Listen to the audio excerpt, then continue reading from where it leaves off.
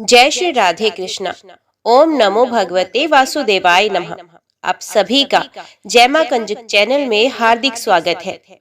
आज के वीडियो में हम एकादशी व्रत पारण में तुलसी माता की कथा प्रस्तुत करने जा रहे हैं। उम्मीद करती हूँ कथा का पूरा फल लेने के लिए आप कथा को शुरू से लेकर अंत तक जरूर श्रवण करेंगे, क्योंकि कथा का पूरा फल हमें कथा को पूरा सुनने से ही मिलता है।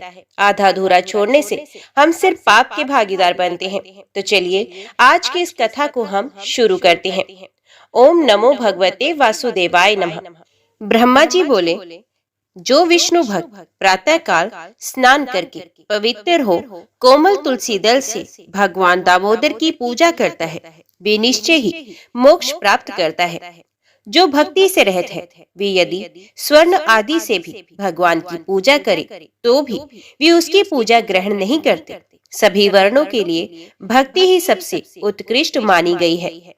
भक्तिहीन कर्म भगवान विष्णु को प्रसन्न करने वाला नहीं होता। यदि तुलसी के आधे पत्ते से भी प्रतिदिन भक्ति पूर्वक भगवान की पूजा की जाए तो भी वे स्वयं आकर दर्शन देते हैं। पूर्व काल में भक्त विष्णुदास भक्ति पूर्वक तुलसी पूजन से शीघ्र ही विष्णु धाम को चला गया हो राजा चोल उसके तुलना में गौण हो गए। अब तुलसी का महात्म्य सुनो। वे पाप का नाश और पुण्य की वृद्धि करने वाली है। अपनी लगाई हुई तुलसी जितना ही अपने मूल का विस्तार करती है, उतने ही सहस्त्र युगों तक मनुष्य ब्रह्मलोक में प्रतिष्ठित होता है। यदि कोई तुलसी संयुक्त जल में स्नान करता है तो वे सब पापों से मुक्त होकर भगवान विष्णु के लोक में आनंद का अनुभव करता है। महामुने, जो लगाने के लिए तुलसी का संग्रह करता है और लगाकर तुलसी का वन तैयार कर देता है, वे उतने से ही पाप मुक्त होकर ब्रह्मभाव को प्राप्त होता है। जिसके घर में तुलसी का बगीचा विद्यमान है, उसका वे घर तीर्थ के समान है। वहाँ यमराज के दूत नहीं जाते। तुलसी वन सब पापों को नष्ट करने वाला, पुण्यमय तथा अभीष्ट कामनाओं को देने वाला है।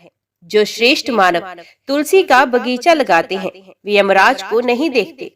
जो मनुष्य तुलसी काष्ठ संयुक्त गंध धारण करता है, क्रियमाण पाप उसके शरीर का स्पर्श तक नहीं कर पाते। जहाँ तुलसी वन की छाया होती है, वहीं पितरों की तृप्ति के लिए श्राद्ध करना चाहिए। जिसके मुख में, कान में और मस्तक पर तुलसी का पत्ता दिखाई देता है, उसके ऊपर यमराज भी दृष्टि नहीं डाल सकते। फिर दूतों की तो बात ही क्या है। जो प्रतिदिन आदर पूर्वक तुलसी की महिमा सुनता है, वे सब पापों से मुक्त होकर ब्रह्मलोक को जाता है। पूर्व काल की बात है। कश्मीर देश में हरिमेधा और सुमेधा नामक दो ब्राह्मण थे, जो भगवान विष्णु की भक्ति में संलग्न रहते थे। उनके हृदय में संपूर्ण प्राणियों के प्रति दया भाव थी। वे सब तत्वों का यथार्थ मर्म समझने वाले थे। किसी समय वे दोनों श्रेष्ठ ब्राह्मण तीर्थ यात्रा के लिए चले। जाते जाते किसी दुर्गम वन में वे परिश्रम से व्याकुल हो गए।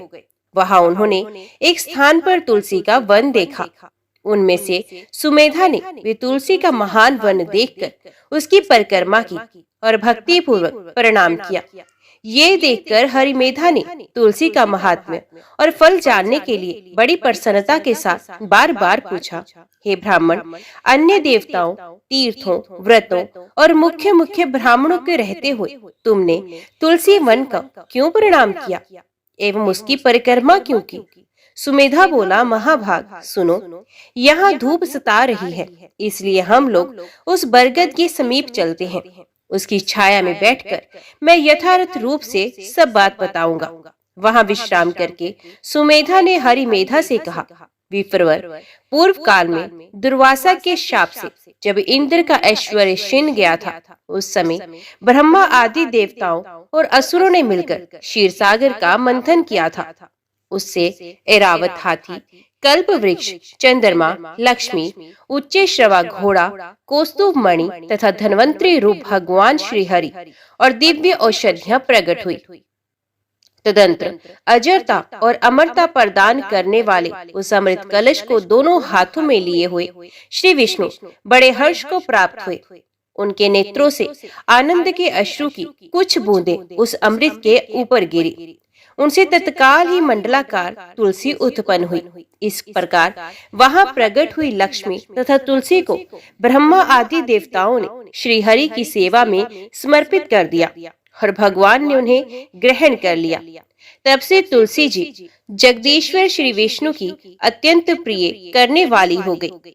संपूर्ण देवता भगवत प्रिया तुलसी की श्री विष्णु के समान ही पूजा करते हैं। भगवान नारायण संसार के रक्षक हैं और तुलसी उनकी प्रियतमा है, इसलिए मैंने उन्हें प्रणाम किया है। सुमेधा इस प्रकार कह ही रहे थे कि सूर्य के समान अत्यंत तेजस्वी एक विशाल विमान उनके निकट ही दिखाई दिया। उन दोनों के आगे ही वे बरगद का वृक्ष गिर पड़ा और उससे दो दिव्य पुरुष निकले जो अपने तेज से सूर्य के समान संपूर्ण दिशाओं को प्रकाशित कर रहे थे। उन दोनों ने हरि मेधा और सुमेधा को प्रणाम किया। उन्हें देखकर वे दोनों ब्राह्मण भय से विवल हो गए और आश्चर्यचकित होकर बोले, आप दोनों कौन हैं? देवताओं के समान आपका सर्व मंगल में स्वरूप है। आप नूतन मंदार की माला धारण किए हुए देवता प्रतीत हो रहे हैं। उन दोनों के इस प्रकार पूछने पर वृक्ष से निकले हुए पुरुष बोले, विप्रवरो, आप दोनों ही हमारे माता पिता और गुरु हैं। बंधु आदि भी आप ही हैं, आप ही दोनों हैं। इतना कहकर उनमें से जो ज्येष्ठ था वे बोला, मेरा नाम आस्तिक है, मैं देवलोक का निवासी हूँ। एक दिन मैं नंदन वन में एक पर्वत पर क्रीड़ा करने के लिए गया। वहाँ देवांगनाओं ने मेरे साथ इच्छा अनुसार विहार किया। उस समय युवतियों के मोती और बेला के हार तपस्या करते हुए लोमश मुनि के ऊपर गिर पड़े। वे सब देखकर मुनि को बड़ा क्रोध हुआ।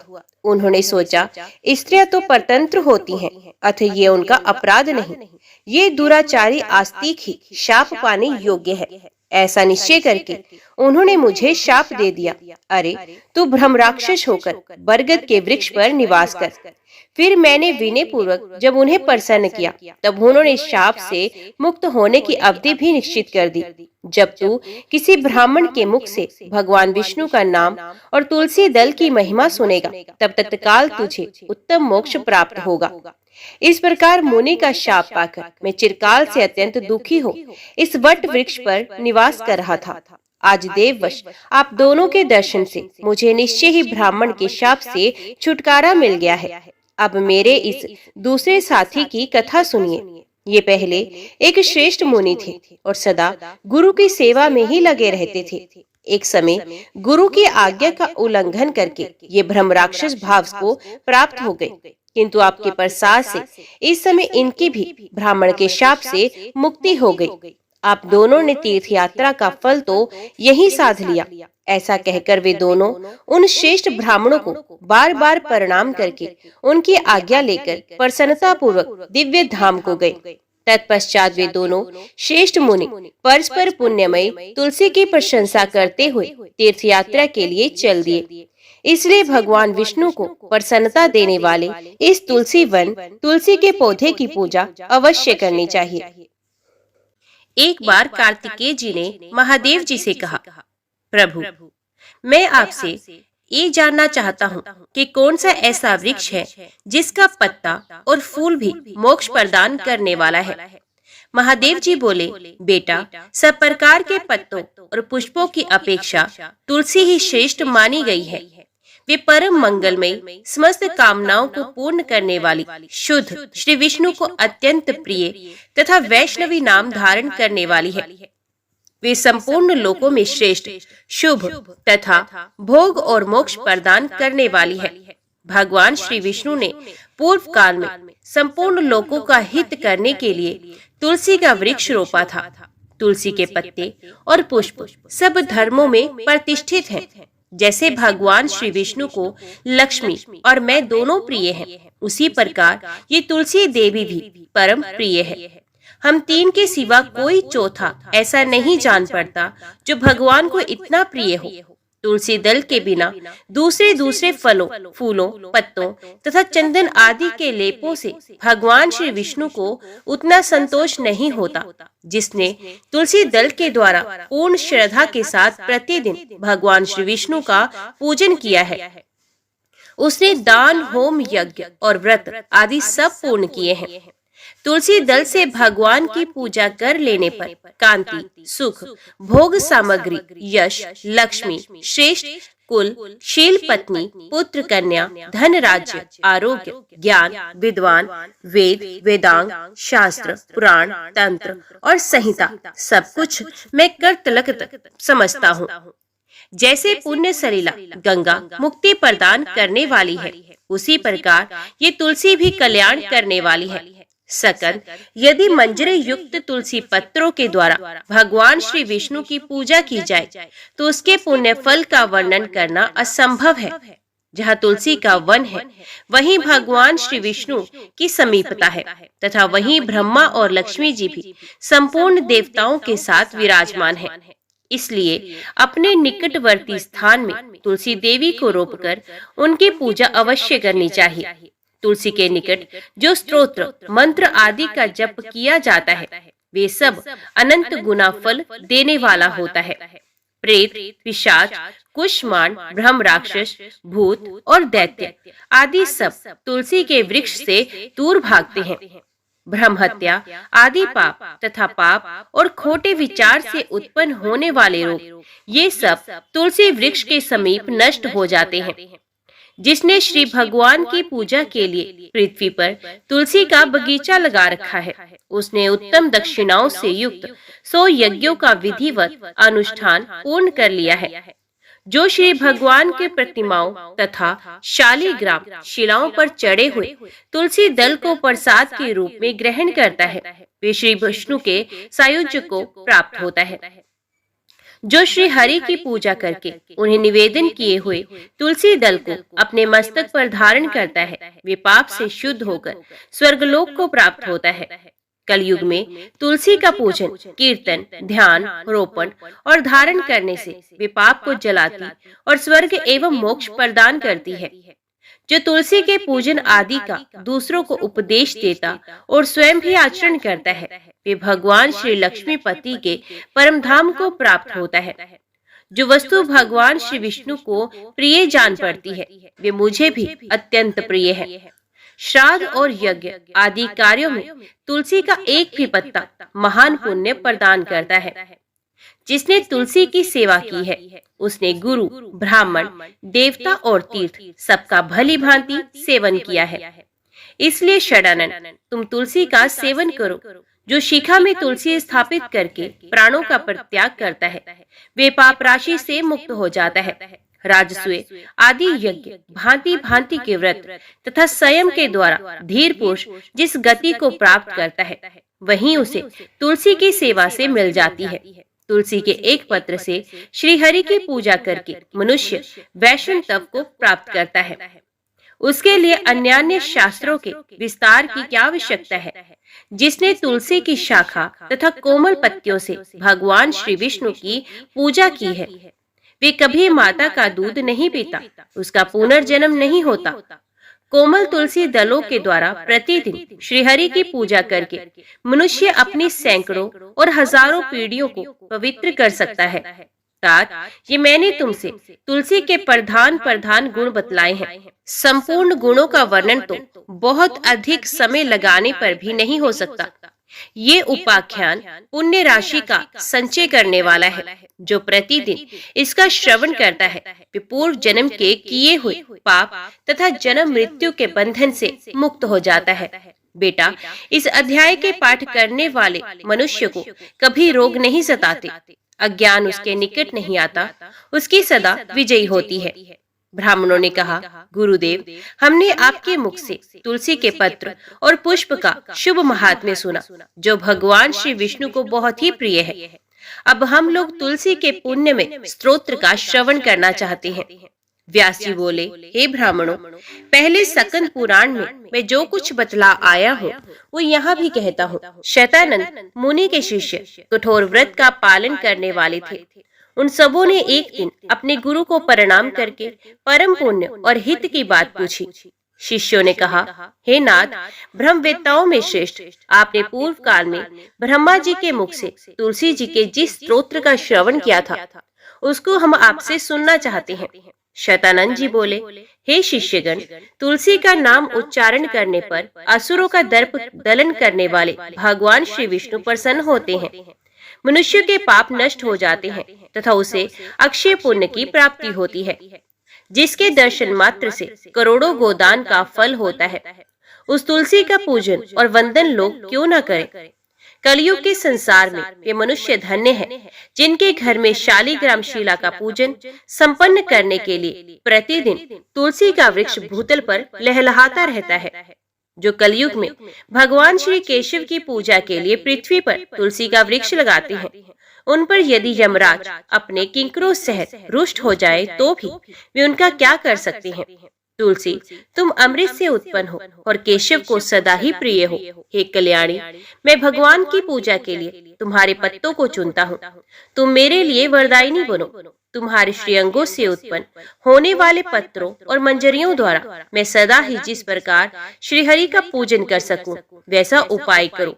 पवित्रांगी तुलसी, तुम कलिमल का नाश करने वाली हो। इस भाव के मंत्रों से जो तुलसी दलों को चुनकर उनसे भगवान वासुदेव का पूजन करता है, उसकी पूजा का करोड़ गुना फल मिलता है। देवेश्वरी, बड़े बड़े देवता भी तुम्हारे प्रभाव का गायन करते हैं। मुनि, सिद्ध, गंधर्व, पाताल निवासी, साक्षात नागराज शेष तथा संपूर्ण देवता भी तुम्हारे प्रभाव को नहीं जानते हैं। केवल भगवान श्री विष्णु ही तुम्हारी महिमा को पूर्ण रूप से जानते हैं। जिस समय क्षीर समुद्र के मंथन का उद्योग प्रारंभ हुआ था, उस समय श्री विष्णु के आनंदाश से तुम्हारा प्रादुर्भाव हुआ। पूर्व काल में श्री हरि ने तुम्हें अपने मस्तक पर धारण किया था। देवी, उस समय श्री विष्णु के शरीर का संपर्क पाकर तुम परम पवित्र हो गई हो। तुलसी, मैं तुम्हें प्रणाम करता हूँ। तुम्हारे श्रीअंग से उत्पन्न पत्रों द्वारा जिस प्रकार श्री हरि की पूजा कर सकूं, ऐसी कृपा करो जिससे मैं निर्विघ्नता पूर्वक परम गति को प्राप्त हूँ। साक्षात श्री कृष्ण ने तुम्हें गोमती तट पर लगाया और बढ़ाया था। वृंदावन में विचरते समय उन्होंने संपूर्ण जगत और गोपियों के हित के लिए तुलसी का सेवन किया। जगत प्रिय तुलसी, पूर्व काल में वशिष्ठ जी के कथनानुसार श्री रामचंद्र जी ने भी राक्षसों का वध करने के उद्देश्य से सरयू के तट पर तुम्हें लगाया था। तुलसी देवी, मैं तुम्हें प्रणाम करता हूँ। श्री रामचंद्र जी से वियोग हो जाने पर अशोक वाटिका में रहते हुए जनक किशोरी सीता ने तुम्हारा ही ध्यान किया था, जिससे उन्हें पुण्य अपने प्रियतम का समागम प्राप्त हुआ। पूर्व काल में हिमालय पर्वत पर भगवान शंकर की प्राप्ति के लिए पार्वती देवी ने तुम्हें लगाया और अपनी अभीष्ट सिद्धि के लिए तुम्हारा सेवन किया था। तुलसी देवी, मैं तुम्हें नमस्कार करता हूँ। संपूर्ण देवांगनाओं और किन्नरों ने भी दुस्वपन का नाश करने के लिए नंदन वन में तुम्हारा सेवन किया था। देवी, तुम्हें मेरा नमस्कार है।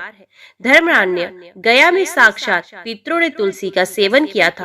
दंडकारण्य में भगवान श्री रामचंद्र ने अपने हित साधन की इच्छा से परम पवित्र तुलसी का वृक्ष लगाया तथा लक्ष्मण और सीता ने भी बड़ी भक्ति के साथ उसे पोसा था।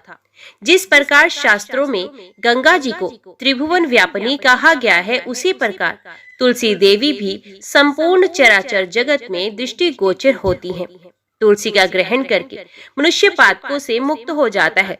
अरे और तो और मनीश्वरों, तुलसी के सेवन से ब्रह्म हत्या भी दूर हो जाती है।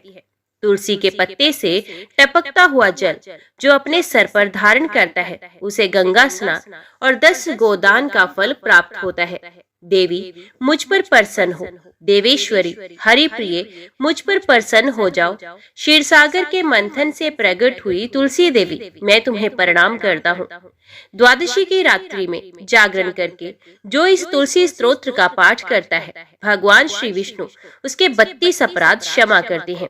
बाल्यावस्था, कुमार अवस्था, जवानी और बुढ़ापे में जितने पाप किए होते हैं, वे सब तुलसी स्तोत्र के पाठ से नष्ट हो जाते हैं। तुलसी के स्तोत्र से संतुष्ट होकर भगवान सुख और अभ्युदय प्रदान करते हैं। जिस घर में तुलसी का स्तोत्र लिखा हुआ विद्यमान रहता है, उसका कभी अशुभ नहीं होता। उसका सब कुछ मंगलमय होता है, किंचित भी अमंगल नहीं होता। उसके लिए सदा सुकाल रहता है। वे घर प्रचुर धन धान्य से भरा रहता है। तुलसी स्तोत्र का पाठ करने वाले मनुष्य के हृदय में भगवान श्री विष्णु के प्रति अविचल भक्ति होती है तथा उसका वैष्णवों से कभी वियोग नहीं होता है। इतना ही नहीं, उसकी बुद्धि कभी अधर्म में नहीं प्रवृत्त होती। जो द्वादशी की रात्रि में जागरण करके तुलसी स्तोत्र का पाठ करता है, उसे करोड़ों तीर्थों के सेवन का फल मिलता है। धर्मराज ने तुलसी की महिमा बताते हुए कहा, ब्राह्मण पत्तों की जितनी जातियां हैं, उन सब में तुलसी भगवान श्री विष्णु को अधिक प्रिय है। पुष्कर आदि जितने तीर्थ हैं, गंगा आदि जितनी नदियां हैं तथा वसुदेव आदि जो देवता हैं, वे सभी तुलसी दल में निवास करते हैं। अतः तुलसी सर्वदा और सब समय भगवान श्री विष्णु को प्रिय है। कमल और मालती का फूल छोड़कर तुलसी का पत्ता ग्रहण करें और उसके द्वारा भक्ति पूर्वक माधव की पूजा करें। उसके पुण्य फल का पूरा वर्णन करने में शेष भी समर्थ नहीं है।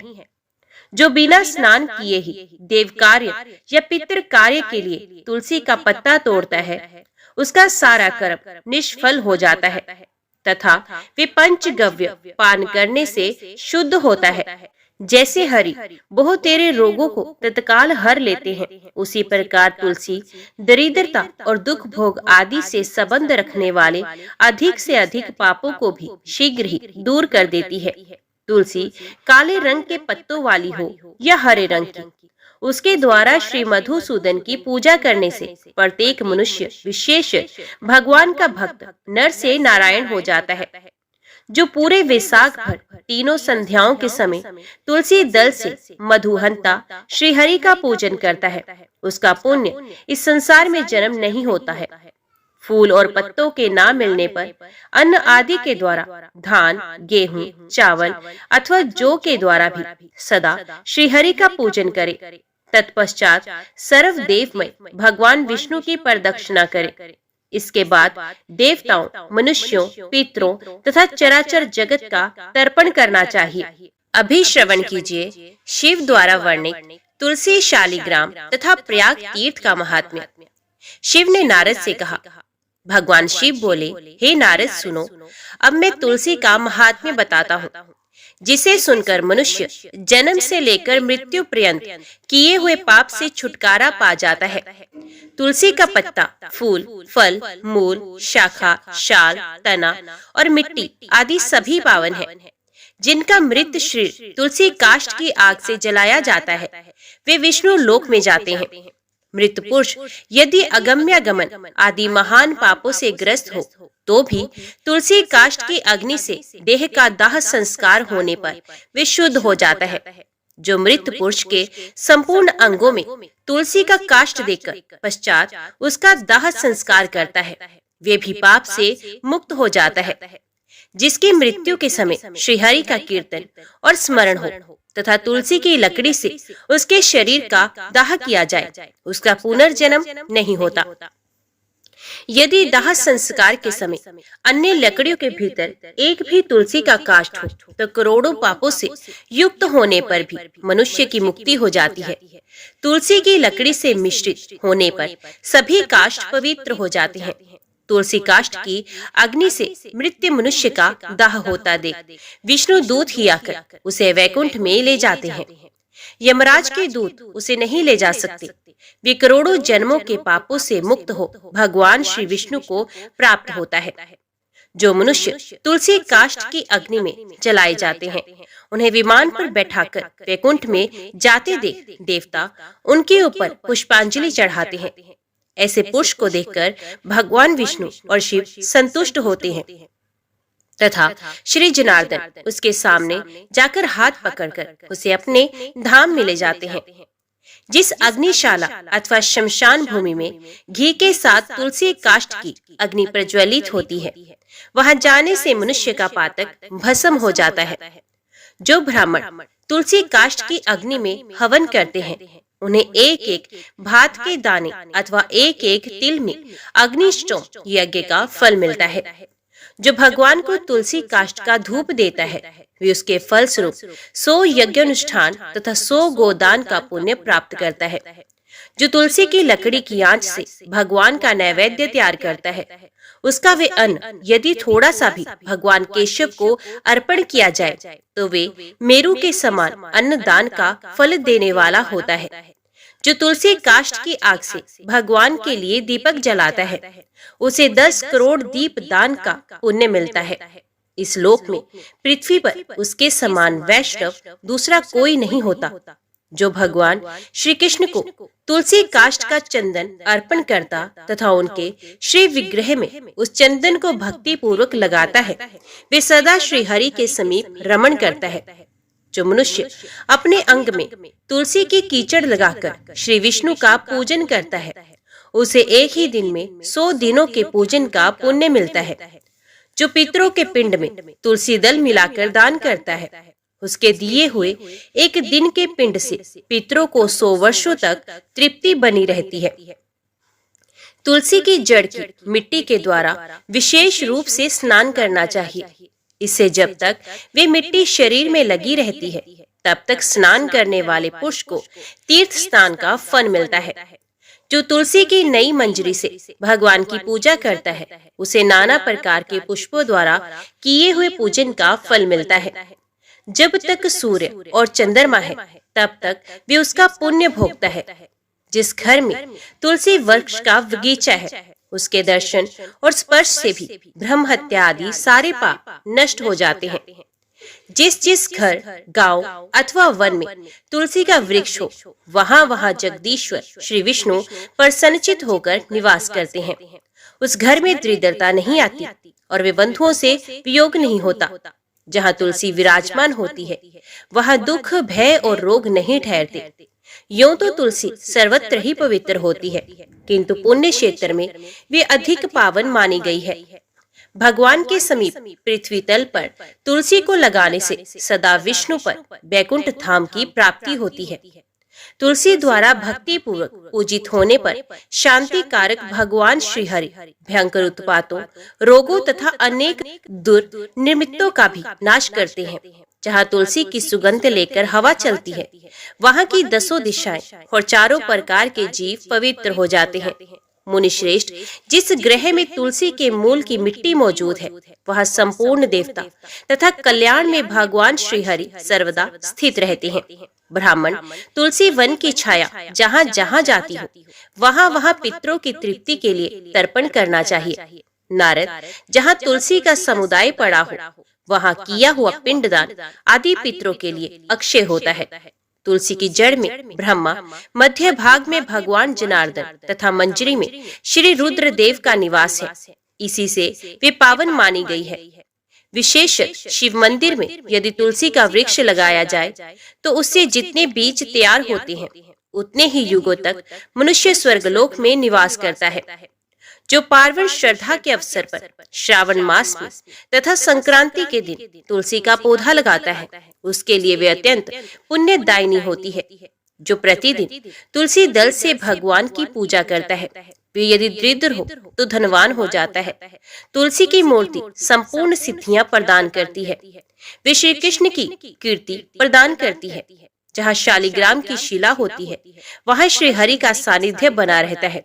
वहाँ किया हुआ स्नान और दान काशी से 100 गुना अधिक महत्वशाली है। शालिग्राम की पूजा से कुरुक्षेत्र, प्रयाग तथा नैमिषारण्य की अपेक्षा कोटि गुना पुण्य मिलता है। जहाँ कहीं शालिग्राम में मुद्रा हो वहाँ काशी का सारा पुण्य प्राप्त हो जाता है। मनुष्य ब्रह्म हत्या आदि जो कुछ पाप करता है वे सब शालिग्राम शिला की पूजा से शीघ्र ही नष्ट हो जाता है। नारद, अब मैं वेदों में कही हुई प्रयाग तीर्थ की महिमा का वर्णन करता हूँ। जो मनुष्य पुण्य कर्म करने वाले हैं वे ही प्रयाग में निवास करते हैं। जहाँ गंगा, यमुना, सरस्वती तीनों नदियों का संगम है वही तीर्थ प्रवर प्रयाग है। वे देवताओं के लिए भी दुर्लभ है। इसके समान तीर्थ तीनों लोकों में ना कोई हुआ है और ना ही कोई होगा। जैसे ग्रहों में सूर्य और नक्षत्र में चंद्रमा श्रेष्ठ है, उसी प्रकार सब तीर्थों में प्रयाग नामक तीर्थ उत्तम है। विद्वान जो प्रातःकाल प्रयाग में स्नान करता है वे महान पाप से मुक्त हो परम पद को प्राप्त होता है। जो दरिद्रता को दूर करना चाहता हो उसे प्रयाग में जाकर कुछ दान करना चाहिए। जो मनुष्य प्रयाग में जाकर वहां स्नान करता है वे धनवान और दीर्घजीवी होता है। वहां जाकर मनुष्य अक्षयवट का दर्शन करता है। उसके दर्शन मात्र से ब्रह्महत्या का पाप नष्ट होता है। उसे आदिवट कहा गया है। कल्पांत में भी उसका दर्शन होता है। उसके पत्र पर भगवान विष्णु शयन करते हैं, इसलिए वे अविनाशी माना गया है। विष्णु भक्त मनुष्य प्रयाग में अक्षयवट का पूजन करते हैं। उस वृक्ष में सूत लपेटकर उसकी पूजा करनी चाहिए। वहाँ माधव नाम से प्रसिद्ध भगवान विष्णु नित्य विराजमान रहते हैं। उनका दर्शन अवश्य करना चाहिए। ऐसा करने वाला पुरुष महापापों से छुटकारा पाता है। देवता, ऋषि और मनुष्य सभी वहाँ अपने अपने योग्य स्थान का आश्रय लेकर नित्य निवास करते हैं। गो हत्यारा, चांडाल, दुष्ट, दूषित हृदय, बालघाती तथा अज्ञानी मनुष्य भी यदि वह मृत्यु को प्राप्त होता है तो चतुर्भुज रूप धारण करके सदा ही वैकुंठ धाम में निवास करता है। जो मानव प्रयाग में माघ स्नान करता है उसे प्राप्त होने वाले पुण्य फल की कोई गणना नहीं। भगवान नारायण प्रयाग में स्नान करने वाले पुरुषों को भोग और मोक्ष प्रदान करते हैं। जैसे ग्रहों में सूर्य और नक्षत्रों में चंद्रमा श्रेष्ठ है, उसी प्रकार महीनों में माघ मास श्रेष्ठ है। ये सभी कर्मों के लिए उत्तम है। विद्वान ये माघ मकर का योग चराचर त्रिलोकी के लिए दुर्लभ है, जिसमें यत्न पूर्वक 7, 5 अथवा 3 दिन भी प्रयाग स्नान कर लेता है उसका अभय उदय होता है। मनुष्य आदि चराचर जीव प्रयाग तीर्थ का सेवन करके वैकुंठ लोक को प्राप्त होते हैं। दिव्य लोक में रहने वाले जो वशिष्ठ और सनकादि ऋषि हैं, वे भी प्रयाग तीर्थ को बारंबार सेवन करते हैं। विष्णु, रुद्र और इंद्र भी तीर्थ प्रवर प्रयाग में निवास करते हैं। प्रयाग में दान और नियमों के पालन की प्रशंसा होती है। वहाँ स्नान और जलपान करने से पुनर्जन्म नहीं होता। श्री भगवान कहते हैं, हे ब्राह्मण, कांपिल्य नगर में वीरबाहु नाम से प्रसिद्ध एक राजा हो गए हैं। वे सत्यवादी, क्रोध पर विजय पाने वाले, ब्रह्म ज्ञानी तथा मेरे भक्त थे। उनका स्वभाव बड़ा दयालु था। वे वैष्णवों के भक्त थे और मेरी कथा सुनने में सदा रुचि रखते थे। दानी, विद्वान, क्षमाशील, प्राकर्मी, जितेंद्रिय तथा अपनी ही स्त्री से स्नेह रखने वाले थे। उनकी स्त्री पतिव्रता, परम साध्वी तथा मेरी भक्ति में तत्पर रहने वाली थी। अपनी उस रानी के साथ वे समूची पृथ्वी का पालन करते और मेरे सिवा दूसरी किसी देवता को नहीं जानते थे। एक दिन महामुनि भारद्वाज महात्मा वीरबाहु के घर पधारे। उन्हें देखकर राजा ने विधि पूर्वक अर्घ्य दे उनका स्वागत सत्कार किया। अपने ही हाथ से उनके लिए आसन बिछाया और बड़ी भक्ति से प्रणाम करके मुनि के आगे खड़े होकर बोले, हे ब्रह्म ऋषि, आज मेरा जन्म सफल हो गया। परमात्मा भगवान विष्णु मुझ पर प्रसन्न है, जिससे आप जैसे योगी राज ने आज मेरे घर पर पर्दापण किया है। आपकी पवित्र दृष्टि पड़ने से आज मैं कोटि कोटि पापों से मुक्त हो गया। भारद्वाज बोले, हे महाभाग, तुम विष्णु भगवान के भक्त हो। उत्तम प्रजाओं से युक्त ये धरती धन्य है जिसकी तुम रक्षा करते हो। जहाँ का राजा भगवान विष्णु का भक्त ना हो, उस राज्य में निवास नहीं करना चाहिए। जंगल और तीर्थ में निवास करना अच्छा है, परंतु वैष्णवहीन राज्य में रहना कदापि श्रेयस्कर नहीं। जहाँ भगवत भक्त राजा इस पृथ्वी का शासन करता है, उस पाप शून्य राज्य को वैकुंठ मानना चाहिए। जैसे मंत्रहीन आहुति, मरे हुए बछड़े वाली गाय का दूध, दशमी विद्या एकादशी, लंबे लंबे केश रखने वाली विधवा तथा स्नान के बिना व्रत, ये सब श्रेष्ठ नहीं माने जाते। उसी प्रकार बिना वैष्णव का राज्य भी अच्छा नहीं है। राजन, मैंने जो तुम्हारी ओर देखा है उस मेरी दृष्टि सफल हो गई। जो तुम्हारे साथ वार्तालाप करती है वे मेरी वाणी भी आज सफल हो गई। तुम भगवान विष्णु के भजन में तत्पर रहने वाले परम पवित्र राजा हो। मैंने तुम्हारा दर्शन कर लिया। तुम्हारा कल्याण हो, तुम सुखी रहो। अब मैं जाऊंगा। इसी समय महारानी कांतिमती ने भी आकर मुनि श्रेष्ठ भारद्वाज को प्रणाम किया। तब मुनि ने उन्हें आशीर्वाद देते हुए कहा, सुंदरी, तुम सौभाग्यवती और पतिव्रता रहो। शुभे, भगवान विष्णु में तुम्हारी अविचल भक्ति हो। तत्पश्चात राजा ने पूछा, मुनि श्रेष्ठ, मैंने पूर्व जन्म में कौन सा पुण्य किया जिससे मुझे अकंटक राज्य, गुणवान पुत्र, मुझ में मन लगाए रखने वाली परम सुंदरी एवं भगवत भक्त पत्नी आदि की प्राप्ति हुई। मुने, मैं कौन था और मेरी ये स्त्री कौन थी? भारद्वाज ने कहा, राजन, तुम पूर्व जन्म में जीव हिंसा परायण शूद्र थे, नास्तिक, दुराचारी, परिस्त्रीगामी, कृतघ्न, उदंड और सदाचार शून्य थे। परंतु तुम्हारी जो स्त्री थी, ये पूर्व जन्म में भी तुम्हारी ही पत्नी थी। इसके लिए मन, वाणी और क्रिया द्वारा सेवन करने योग्य तुम्हारे सिवा दूसरा कोई नहीं था। ये पतिव्रता नारी निरंतर तुम्हारी ही सेवा में रहती थी। तुम पाप कर्मी थे, इसलिए मित्रों ने तुम्हारा साथ छोड़ दिया, भाई बंधुओं ने तुम्हारा त्याग कर दिया। तुम्हारे पूर्वजों ने जो धन संचित कर रखा था वे सब नष्ट हो गया। धन नष्ट हो जाने पर भी तुम्हें भोग की अभिलाषा ज्यों की त्यों बनी रही। पूर्व कर्मों के परिणाम से तुम्हारी खेती भी चौपट हो गई। उस दशा में सबने तुम्हें छोड़ दिया, परंतु इस साध्वी स्त्री ने प्रतिदिन क्षीण काय होती हुई भी तुम्हें नहीं छोड़ा। सब ओर से विफल मनोरथ होकर तुम निर्जन वन में चले गए और वहां अनेक प्रकार के जीवों को मारकर अपना पोषण करने लगे। इस प्रकार रहते हुए तुम्हें बहुत वर्ष बीत गए। एक दिन की बात है, एक महामुनि राह भूल कर उधर आ निकले। वे श्रेष्ठ ब्राह्मण थे और उनका नाम देव शर्मा था। उन्हें दिशा का भी ज्ञान नहीं था। वे भूख और प्यास के अत्यंत पीड़ित होकर दोपहर के समय वन में गिर पड़े। उस दुख से पीड़ित ब्राह्मण को देखकर तुम्हारे मन में दया आ गई। वे बूढ़े थे और तुमसे अपरिचित भी थे, तो भी तुमने उनका हाथ पकड़ उठाया और कहा, ब्रह्म ऋषि, तुम कृपा करके मेरे आश्रम पर चलो। वहाँ जल से भरा हुआ सरोवर है जो कमलों के समुदाय से सदा सुशोभित रहता है। वे आश्रम सुंदर फल फूलों वाले मनोहर वृक्षों से घिरा हुआ है। वहाँ ठंडे जल में स्नान करके नित्य क्रम करो।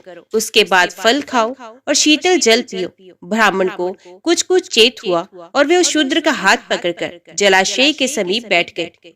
वहाँ सरोवर के तट पर वृक्ष की छाया में बैठे। फिर विधि पूर्वक स्नान करके देवताओं और पितरों का तर्पण करने के पश्चात भगवान विष्णु की पूजा की और शीतल जल पिया। वृक्ष के नीचे आकर जब वे विश्राम करने लगे, तब वो शूद्र ने अपनी स्त्री के साथ आकर मुनि को साष्टांग प्रणाम किया और बड़ी भक्ति से कहा, ब्रह्म ऋषि, आप हमारे अतिथि हैं और हम दोनों का उद्धार करने के लिए ही यहाँ पधारे हैं। आपके दर्शन मात्र से हमारे सब पापों का नाश हो गया।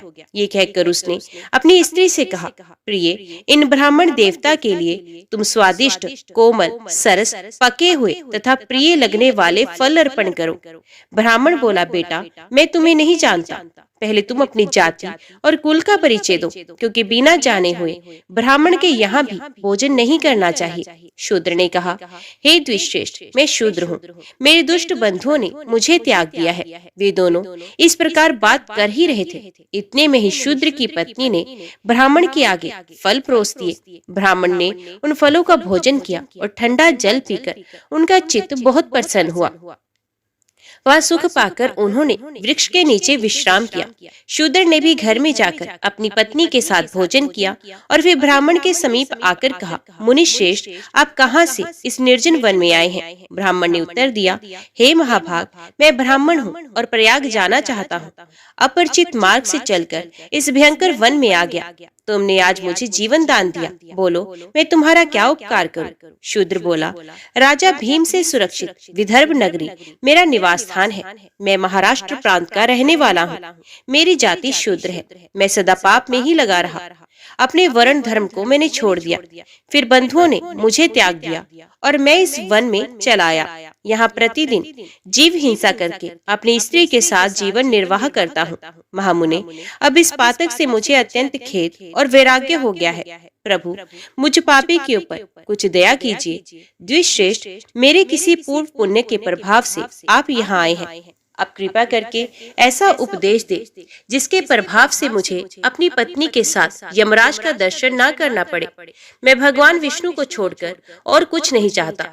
देव शर्मा ने कहा, शूद्र, सहसा तुम्हारे मन में भगवान विष्णु के ऊपर जो ऐसी पूर्ण श्रद्धा बुद्धि हुई है, इससे तुम तीर्थ और व्रत के बिना ही करोड़ों पापों से मुक्त हो गए हो। आतिथ्य सत्कार और भक्ति से तुम्हें भगवान विष्णु का पद प्राप्त हुआ। यूं कहकर देव शर्मा ब्राह्मण तीर्थराज प्रयाग को चले गए। राजन, तुमने जो कुछ भी पूछा था वे सब कुछ मैंने तुमसे कह सुनाया। राजा बोले, हे ब्राह्मण, संपूर्ण एकादशी की उत्तम विधि का उपदेश कीजिए जिससे भगवान विष्णु की प्रसन्नता प्राप्त हो। ऋषि ने कहा, राजन, सभी द्वादशी तिथियों को कल्याण में अखंड एकादशी व्रत का पालन करना चाहिए। दशमी को नक्त व्रत करें, एकादशी को दिन में और रात्रि में भी उपवास करें और द्वादशी को पारणा के साथ केवल एक बार भोजन करें। इसे अखंडा एकादशी कहते हैं। दिन के 8वें भाग में जब सूर्य की ज्योति मंद हो गई हो, उसी समय को नक्त जानना चाहिए। उसी में किए हुए भोजन को नक्त व्रत कहते हैं। रात्रि में भोजन करने का नाम नक्त व्रत नहीं है।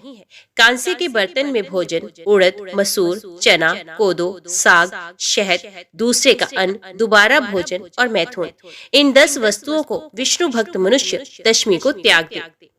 बार बार जलपान, हिंसा, अपवित्रता, असत्य भाषण, पान चबाना, दातन करना, दिन में सोना, मैथुन सेवन, जुआ खेलना, रात में सोना और पतित मनुष्यों से वार्तालाप करना, विष्णु भक्त पुरुष इन 11 बातों को एकादशी के दिन में त्याग दे। एकादशी को भगवान से प्रार्थना करें कि हे केशव, आज आपकी प्रसन्नता के लिए मेरे द्वारा दिन और रात में संयम नियम का पालन हो। मेरी सोई हुई इंद्रियों के द्वारा यदि स्वप्न में कोई विकलता भोजन या मैथुन की क्रिया हो जाए अथवा मेरे दांतों के अंदर यदि पहले से अन्न सटा हो, तो हे पुरुषोत्तम, इन सब बातों को क्षमा कीजिए। पापों से निर्वृत्त होकर जो गुणों के साथ वास किया जाए उसी को उपवास समझना चाहिए। शरीर को सुखाड़ डालने का नाम उपवास नहीं है। पहले कही हुई 10 बातें तथा पराया अन्न, शहद और शरीर में तेल मलना आदि कार्य द्वादशी के दिन विष्णु भक्त पुरुष ना करे। फिर द्वादशी आने पर भगवान से इस प्रकार प्रार्थना करे, हे भगवान गरुड़ध्वज, आज सब पापों का नाश करने वाली पुण्यमयी पवित्र द्वादशी तिथि मेरे लिए प्राप्त हुई है। इसमें मैं पारण करूंगा, अब प्रसन्न होइए। तदंतर ब्राह्मणों को भोजन कराकर स्वयं भोजन करें। इस विधि से जब तक वर्ष की समाप्ति हो तब तक विद्वान पुरुष एकादशी व्रत करता रहे।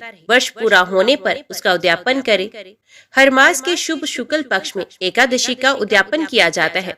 उसमें विधि के जानने वाले 12 ब्राह्मणों को आमंत्रित करके 13वें विद्यज्ञ आचार्य को पत्नी सहित आमंत्रित करे। यजमान स्नान करके पवित्र हो, श्रद्धा एवं इंद्रिय संयम पूर्वक पादम, अर्घ्य और वस्त्र आदि सामग्रियों से आचार्य आदि का पूजन करे। तत्पश्चात आचार्य उत्तम रंगों से चक्र कमल संयुक्त सर्वतो भद्र मंडल बनाए। उस मंडल को श्वेत वस्त्र से आवेष्टित करे।